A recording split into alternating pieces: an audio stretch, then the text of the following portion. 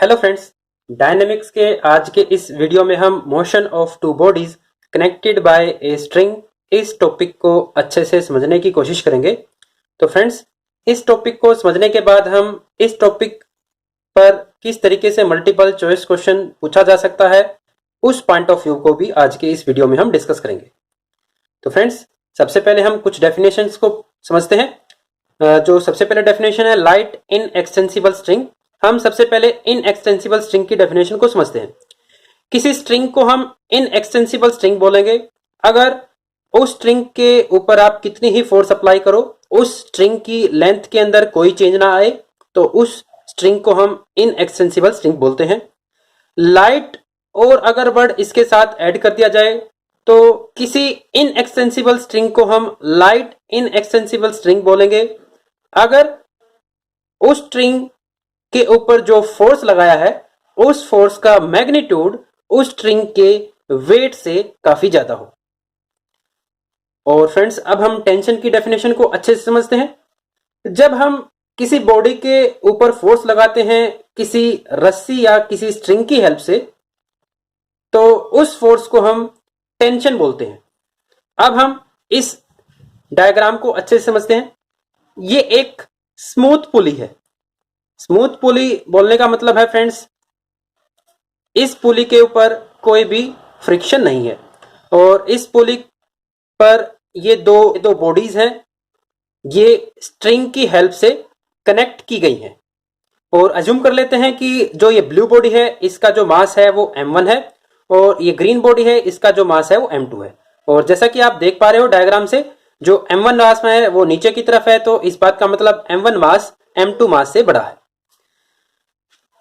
तो फ्रेंड्स, हम अज्यूम करते हैं कि जो ये इनएक्सटेंसिबल स्ट्रिंग है इसकी जो लेंथ है वो L है और अज्यूम कर लेते हैं कि इस पॉइंट से, जैसे हम इस पॉइंट के अगर ये पॉइंट ऑब्जर्व करें तो इस साइड का जो हिस्सा है यहां तक, इसकी जो लेंथ है ये x है और इस पॉइंट से इस साइड तक का जो स्ट्रिंग है इसकी जो लेंथ है वो y है। तो हम देख सकते हैं जो L है वो x प्लस y के इक्वल होगा। फ्रेंड्स, अब हम कुछ पॉइंट्स को ऑब्जर्व करते हैं कि अगर हम इस इक्वेशन का डेरिवेशन करें विद रिस्पेक्ट टू t, तो dx by D T plus dy by D T is equal to 0 obtain होता है।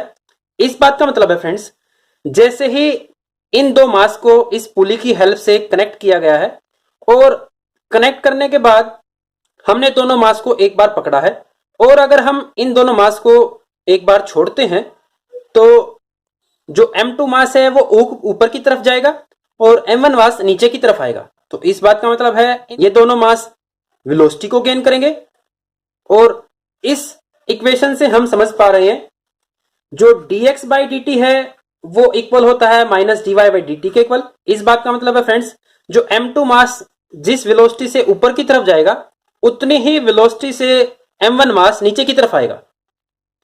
और अगर हम इस इक्वेशन का एक बार और t के विद रिस्पेक्ट टू डेरिवेटिव करें तो d2x by D T square हमें ऑब्टेन होता है minus d2y by D T square. और इस बार इस इक्वेशन का मतलब है m2 मास जिस एक्सेलरेशन से ऊपर की तरफ जाएगा सिमिलर उतने ही मैग्नीट्यूड के एक्सेलरेशन से m1 मास नीचे की तरफ आएगा।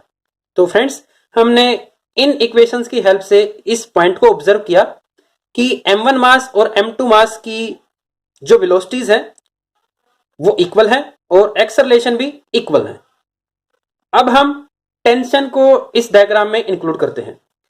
जैसे कि इस बॉडी को इस स्ट्रिंग से कनेक्ट किया गया है और ये बॉडी एक तरीके की फोर्स को महसूस कर रही है और वो फोर्स ये महसूस कर रही है कि कोई फोर्स इसको ऊपर की तरफ खींच रही है। तो यहां पर इस स्ट्रिंग के हिस्से में जो पर्टिकुलर फोर्स इस बॉडी को ऊपर की तरफ खींच रही है वो फोर्स फ्रेंड्स टेंशन ही है। सिमिलरली m2 मास को भी जो फोर्स ऊपर की तरफ खींच रही है वो फोर्स टेंशन ही है। अब क्योंकि ये स्मूथ पुली है और इस पुली के ऊपर से ये रोप इन दो मास से कनेक्ट की गई है, तो जो ये पुली है ये भी एक फोर्स को महसूस कर रही है कि फोर्स इस डायरेक्शन में इसे नीचे की तरफ खींच रही है। तो यहां पर जो टेंशन की डायरेक्शन है वो नीचे की तरफ है। सिमिलरली इस केस में जो टेंशन की डायरेक्शन है नीचे की तरफ है। तो फ्रेंड्स हमने टेंशन की डायरेक्शन को ड्रा कर लिया है। अब फ्रेंड्स हम इस पॉइंट को डिस्कस करते हैं कि m1 मास के ऊपर कौन कौन सी फोर्स अप्लाई हो रही है। जैसा कि इस बॉडी का जो मास है m1 है, तो नीचे की तरफ इस बॉडी के ऊपर जो फोर्स लग रहा है वो फोर्स है m1g, जो कि force acceleration due to gravity है। और ऊपर की तरफ जो फोर्स स्ट्रिंग की हेल्प से लग रहा है वो फोर्स है t।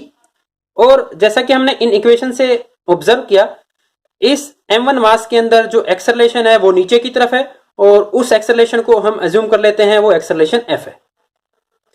सिमिलरली m2 मास पर जो फोर्स लग रही है वेट की वजह से नीचे की तरफ, वो फोर्स है m2g। और जो ऊपर की तरफ फोर्स अप्लाई हो रही है बॉडी के ऊपर वो फोर्स है टेंशन t, इसकी डायरेक्शन ऊपर की तरफ है। और जिस एक्सेलरेशन से m2 बॉडी ऊपर की तरफ जाएगी वो एक्सेलरेशन इस एक्सेलरेशन के इक्वल ही होगा, वो हमने इन इक्वेशन से ऑब्जर्व कर लिया है, और उस एक्सेलरेशन को हमने अज्यूम कर लिया वो एक्सेलरेशन f है। तो फ्रेंड्स अब इक्वेशंस ऑफ मोशन को हम ऑब्जर्व करते हैं। इक्वेशंस ऑफ मोशन, जैसा कि इस बॉडी के ऊपर जो फोर्स लग रही है हम उस फोर्स को कैलकुलेट करते हैं, क्योंकि फ्रेंड्स जब ये सारा का सारा सिस्टम मोशन में आएगा तो ये बॉडी f एक्सेलरेशन को गेन कर चुकी होगी, और इस बॉडी का जो मास है वो हमने अज्यूम किया है m1। तो जो इस बॉडी के ऊपर जो टोटल फोर्स अप्लाई हो रही है वो फोर्स है फ्रेंड्स m1 इंटू f। लेकिन ये तो टोटल फोर्स है, लेकिन इस बॉडी के ऊपर t टेंशन फोर्स और m1g वेट फोर्स ये भी अप्लाई हो रही है। लेकिन क्योंकि बॉडी की जो डायरेक्ट मोशन है वो नीचे की तरफ है, तो इस बात का मतलब है फ्रेंड्स m1g जो फोर्स है वो t टेंशन फोर्स से ज्यादा है। तो यहां से हमने एक इक्वेशन ऑफ मोशन को फॉर्म कर लिया है, m1f is equal to m1g minus T.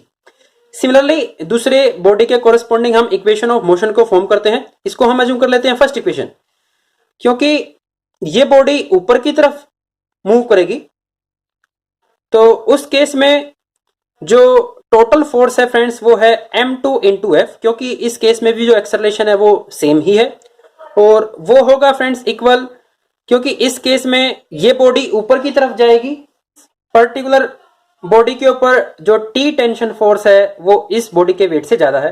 तो यहाँ पर जो m2f है वो t माइनस m2z के इक्वल होगा। तो फ्रेंड्स हमने इन दो इक्वेशन को फॉर्म कर लिया है। इन दो इक्वेशन को अच्छे से समझना जरूरी है, क्योंकि इन दो इक्वेशंस की हेल्प से ही इस टॉपिक से रिलेटेड जितने भी फार्मूले हैं हम वो ऑब्टेन करेंगे। तो अगर हम इन दो इक्वेशंस को ऐड करते हैं तो हम देख सकते हैं t से t कैंसिल आउट हो जाएगा, और हम यहां से f एक्सेलरेशन है उसको हम कैलकुलेट कर सकते हैं। f एक्सेलरेशन फ्रेंड्स होगा, अगर हम दोनों इक्वेशंस को ऐड करते हैं, m1 minus m2 by m1 plus m2 into g. तो फ्रेंड्स इस पूरे के पूरे सिस्टम में जो एक्सेलरेशन है वो होगा m1 minus m2 by m1 plus m2 into g. तो फ्रेंड्स हमें मल्टीपल चॉइस क्वेश्चन में इन दो बॉडीज का मास गिवन हो और हमें एक्सेलरेशन पूछा हो तो हम इस फार्मूले का यूज करेंगे, और डायरेक्ट इस फार्मूले के कोरेस्पॉन्डिंग भी मल्टीपल चॉइस क्वेश्चन पूछा जा सकता है। इन दो इक्वेशन को ऐड करने से हमने एफ एक्सेलरेशन को ऑब्टेन किया, और अगर हम एफ एक्सेलरेशन की वैल्यू फर्स्ट इक्वेशन या सेकंड किसी भी इक्वेशन में पुट करते हैं तो हम यहां से टेंशन को ऑब्टेन कर सकते हैं। तो जो टेंशन ऑब्टेन होगी फ्रेंड्स वो होगी 2m1 into m2 by m1 plus m2 into g. तो फ्रेंड्स इन दो इक्वेशंस की हेल्प से हमने टेंशन को भी ऑब्टेन कर लिया। अब हम इस पुली के ऊपर जो प्रेशर अप्लाई हो रहा है उस प्रेशर को कैलकुलेट करते हैं। जैसा कि हम देख पा रहे हैं इस हिस्से पे जो प्रेशर है वहां पर फोर्स टी टेंशन की वजह से, और यहां पर जो टेंशन की डायरेक्शन है वो नीचे की तरफ है। सिमिलरली यहां पर भी टेंशन की डायरेक्शन नीचे की तरफ है। तो दो पैरेलल वेक्टर एक साथ इस पुली के ऊपर प्रेशर डाल रहे हैं, और दोनों के दोनों जो वेक्टर है वो इक्वल है। तो जो टोटल प्रेशर होगा फ्रेंड्स वो होगा T प्लस टी, क्योंकि ये वेक्टर भी T है और ये वेक्टर भी T है। तो जो टोटल प्रेशर होगा वो होगा 2T, और T की वैल्यू को हमने यहाँ पर कैलकुलेट कर लिया है। तो यहाँ से जो प्रेशर कैलकुलेट होगा फ्रेंड्स, प्रेशर को हम डिनोट करते हैं R से, वो होगा friends 4m1 into m2 by m1 plus m2 into g. तो फ्रेंड्स इस पर्टिकुलर टॉपिक के कोरेस्पॉन्डिंग हमने तीन फार्मूले ड्राइव किए हैं, और इन तीन फार्मूले के corresponding multiple choice question direct भी पूछा जा सकता है और हमें m1 और m2 की कुछ स्पेसिफिक वैल्यू प्रोवाइड करके भी इन फार्मूला के कोरिस्पॉन्डिंग मल्टीपल चॉइस क्वेश्चन पूछा जा सकता है। तो फ्रेंड्स, हमने आज के इस वीडियो में motion of two bodies connected by a string को डिस्कस किया है। इसी तरीके के दो और टॉपिक हैं, motion on a smooth horizontal plane और motion on a rough horizontal plane. उनके कोरिस्पॉन्डिंग भी आप इक्वेशन ऑफ मोशन को बनाना अच्छे से सीखें और इन इक्वेशन ऑफ मोशन की हेल्प से ही हम एक्सेलरेशन, टेंशन और प्रेशर को कैलकुलेट करते हैं। तो फ्रेंड्स, आज के इस वीडियो में हमने इस कंसेप्ट को अच्छे से समझा और इस कंसेप्ट के ऊपर किस तरीके से मल्टीपल चॉइस क्वेश्चन पूछा जा सकता है उस पॉइंट ऑफ व्यू को भी डिस्कस किया। Thank you.